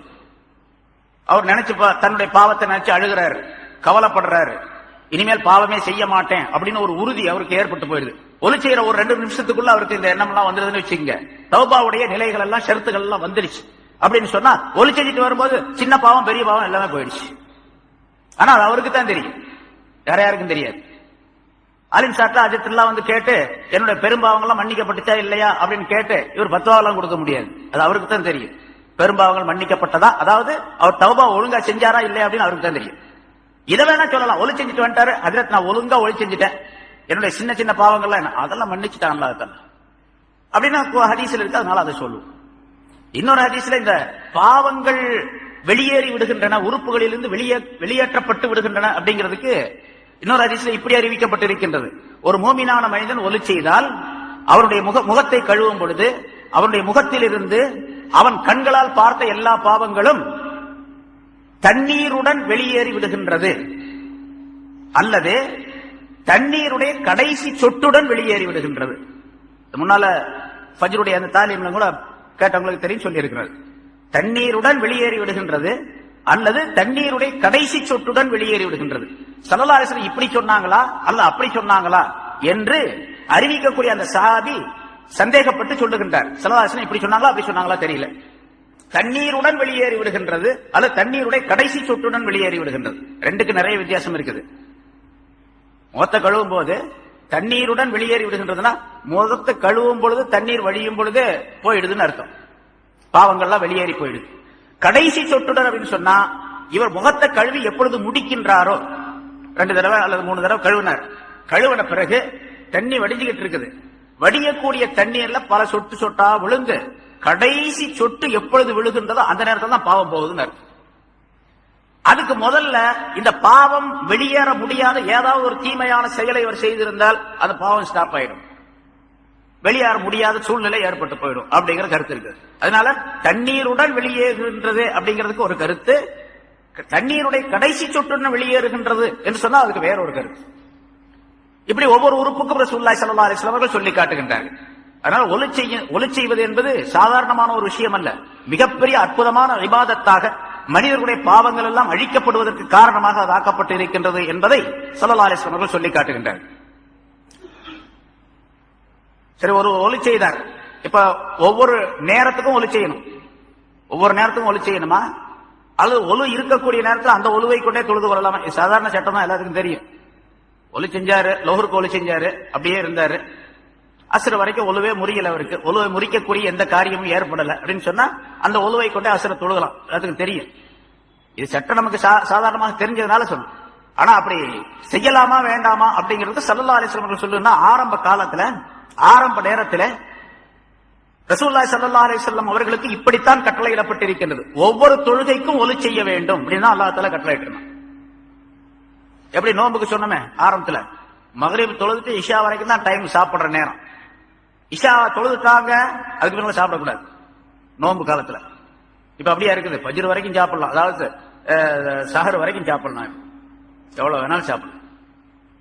ஆரம்ப காலத்துல சாப்பாடு இஷா வரைக்கும் தான், அல்லது மக்ரிப் தொழுதுட்டு வந்தாரு தூங்கிட்டாரு, தூங்கி எந்திரிச்சாலே சாப்பிடக்கூடாது அதுக்கு முன்னால சட்டம் ரமலான் மாசத்துல சொல்லப்பட்டிருக்கின்றது.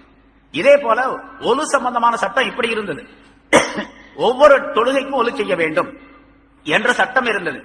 ரசூலுல்லாஹி ஸல்லல்லாஹு அலைஹி வஸல்லம் அவர்களுக்கு இது சிரமமாக இருந்தது, ஸல்லல்லாஹு அலைஹி வஸல்லத்துக்கு சிரமமாக இருந்தது. ஏன்னா தண்ணி கிடைக்காத நாடு அது, பிறகு ஒவ்வொரு நேரத்துக்கும் ஒலு செய்யணும் அப்படின்னு சொன்னா அது கொஞ்சம் சிரமமான விஷயம் அங்க, அதனால சிரமமாக இருந்தது. பிறகு அல்லாஹ் தஆலா அந்த சிரமத்தை நீக்கி லேசாக்கி வைத்து ஒரு ஒலு இருக்கக்கூடிய நேரத்தில் திரும்ப ஒலு செய்ய வேண்டிய அவசியம் இல்லை என்பதை அல்லாஹ் தஆலா சட்டமாக ஆக்கினான்.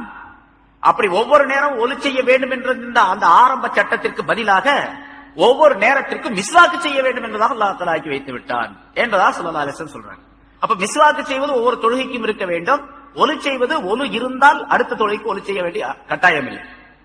ஆனா ஒலு செய்யறது செஞ்சா கூடுமா? செஞ்சா ரொம்ப நல்லது, அது வேற விஷயம். ஒவ்வொரு நேரத்துக்கும் அஸ்ருக்கு ஒலு செஞ்சாரு, இப்ப மக்ரிப் தொழுதுட்டு எல்லாம் ஒலு செஞ்சுட்டு உட்கார்ந்து இருக்கிறீங்க, பயான் முடிஞ்சு அப்படி ஒலு இருக்கு, தொழுகலாமா தொழுக கூடாதா? தொழுகலாம். ஆனா ஒலு இருக்கும் போதே இன்னொரு தடவை ஒலு செஞ்சாங்க, கூடுமா கூடாதா? கூடும் என்பது மட்டுமல்ல, அது ரொம்ப நல்லதும் கூட. ஏன்னா ஒலு என்பது நூர், ஒளிமயமான தன்மை உடையது. ஒலு என்பது நூர், ஒளிமயமான தன்மை உடையது. இன்னொரு தடவை ஒலி செஞ்சாரு, அந்த நூறுன் அலா நூர், ஒளிக்கு மேல் ஒளியாக அது அமைந்து விடுகின்றது என்பதாக குறிப்பிடப்பட்டிருக்கின்றது.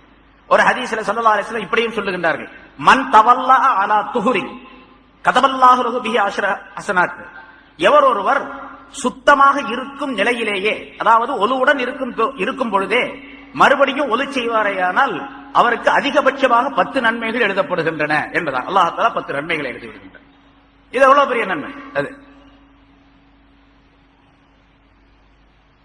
அதனால ஒலு இருக்கும் பொழுதே ஒலு செய்வது அது ரொம்ப நல்லது கூட. சில பேர் சில உலமாக்கள் குறிப்பிடுவார்கள், ஞானவான்கள் குறிப்பிடுவார்கள், ஒவ்வொரு நேரத்துக்கும் லோஹருக்கு ஒலி செய்யணும், அசருக்கு ஒலி செய்யணும், மகரிபுக்கு ஒலி செய்யணும். மகரிபுக்கு ஒலி செஞ்சாரு, இஷாவுக்கு ஒலுதான் இருக்குது அப்படின்னு சொல்லுதாருன்னு வச்சுங்க. இஷா என்பதும் லோஹர் என்பதும் இந்த நேரங்கள் எல்லாம் ஒரு உருவகமாக அல்லாஹ் தஆலாவிடத்தில் ஆக்கப்படுகின்றன. பொதுவாக எல்லா செயல்களும் எல்லா நிலைகளும் அல்லாஹ்விடத்தில் ஒரு உருவமாக ஆக்கப்பட்டு அது அல்லாஹ்விடத்தில் தன்னுடைய நிலைகளை எல்லாம் சொல்லி காட்டும் என்பதாக பல தடவை சொல்லப்பட்டு இருக்கிறது. அதே மாதிரி இஷாவுக்கு மகரிபுக்கு ஒலி செஞ்சாரு, அஸ்ருக்கு இஷாவுக்கு ஒலி செய்யல, அப்படியே தொழுதுட்டோம்னு வச்சுங்க. இப்ப அந்த இஷா என்ன பண்ணுமா, அல்லாஹ் தஆலா இஷா கோபித்துக் கொள்ளும். மகரிபுக்கு மட்டும் இவர் ஒலி செஞ்சாரு, என்னுடைய தொழுகைக்கு இது ஒரு ஒலி செய்யவே இல்லையே அப்படின்னு சொல்லி அந்த இஷா சொல்லுவார். குற்றச்சாட்டாக அல்ல, என்ன விட்டுட்டாரா இவரு என்று அந்த இஷா கோபித்துக் கொள்ளும் என்பதாக குறிப்பிடுகின்றார். இது ஞானவான்கள் சிலருடைய கருத்து. அதாவது கண்டிப்பாக ஒவ்வொரு வேலைக்கு ஒலி செய்வதற்கின்றது அது ரொம்ப நல்லது என்பதை சுட்டி காட்டுவதற்காக குறிப்பிடுகின்றார். ஆக ஒலி செய்யக்கூடிய நேரத்தில் இவ்வளவு பெரிய நன்மைகளை அல்லாஹ் தஆலா அமைத்து வைத்திருக்கின்றான் என்பதை நாம் கவனத்தில் கொள்ளும் போது அந்த ஒலுவை எப்படி பேடுதலாக செய்ய வேண்டும் என்ற எண்ணம் நமக்கு ஏற்பட வேண்டும்.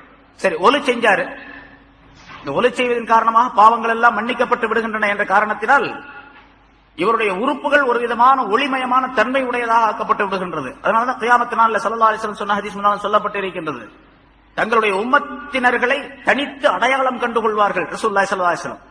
சஹாபாக்கள் கேட்டார்கள், யார் சொல்ல அவ்வளவு பெரிய கூட்டத்துல உங்களுடைய உம்மத்தினரை மட்டும் எப்படி கண்டுகொள்வீர்கள் என்பதாக கேட்ட பொழுது ஸல்லல்லாஹு அலைஹி வஸல்லம் சொன்னார்கள், அவர்கள் அதாவது ஒரு உதாரணத்தை சொல்லுகின்றார்கள். ஒரே நிறமுள்ள பல குதிரைகள் இருக்கின்றன, ஒரே நிறமுள்ள பல குதிரைகள் இருக்கின்றன ஒரு இடத்துல. அதுல சில குதிரைகள் இப்படி இருக்கின்றன, அதனுடைய நெற்றியிலே வெள்ளை, 4 கால்களிலும் வெள்ளை இருக்கின்றது. குதிரையில அதுக்கு பஞ்சகல்யாணி என்பதாக சொல்லப்படும். 5 இடங்களிலே வெள்ளை இருக்கக்கூடிய குதிரை. இந்த பஞ்சகல்யாணி என்ற அமைப்பில் உள்ள இந்த 5 இடத்துல வெள்ளை படர்ந்திருக்கக்கூடிய வெள்ளை நிறமுள்ள அந்த குதிரைக்கு குதிரைகளில் ரொம்ப மதிப்பு. இது 1 லட்சம் ரூபாய், அது 10 லட்சம் ரூபாய் இருக்கும் விலை. இப்ப குதிரை வச்சிருக்கவங்கள்ட்ட போய் கேட்டீங்கன்னா அது தெரியும். சாதாரண குதிரை 1 லட்சம் ரூபாய் அப்படின்னு சொன்னா பஞ்சகல்யாணி குதிரை என்ன விலையா இருக்கும், இதை விட 10 மடங்கு 20 மடங்கு விலை கூட இருக்கும் பஞ்சகல்யாணி அப்படிங்கிறது. அந்த குதிரையை வச்சிருந்தாவே ஒரு பெரிய பரக்கத்துன்னு விளங்குறாங்க. அந்த குதிரை மற்ற குதிரைகளை போன்று இல்லாமல் நல்ல குணம் உள்ளதாகவும் இருக்கும். எப்படி மனிதர்களுக்கு நல்ல குணம் கெட்ட குணம் என்று இருக்கின்றது, அதே போல மிருகங்களிலும் இருக்கின்றன. நம்ம வீட்டுல உள்ள பூனையே பார்க்கலாம், ஒரு பூனை கடிச்சுக்கிட்டே இருக்கு, யாரை பார்த்தாலும் எப்ப பார்த்தாலும். ஒரு பூனை சாதுவா இருக்கும், ஒரு பூனை 2-3 பூனைக்குட்டி இருக்குன்னு வச்சுங்க. பூனைக்குட்டி நிறைய எல்லா வீட்டுல பல வீடுகள்ல இருக்கும்.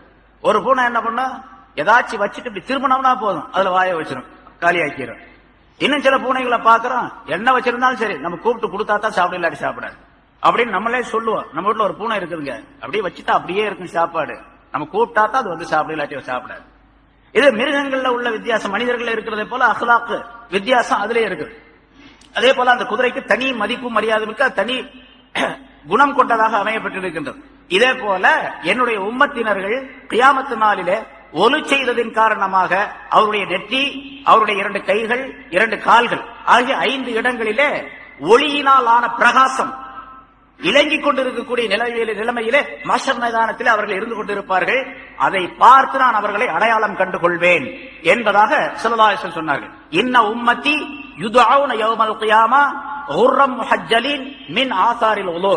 என்னுடைய உம்மத்து கியாமத்து நாளிலே ஒலுவுடைய அடையாளங்களின் காரணமாக குர்ரே முஹஜ்ஜலீன் என்பதாக அழைக்கப்படுவார்கள்.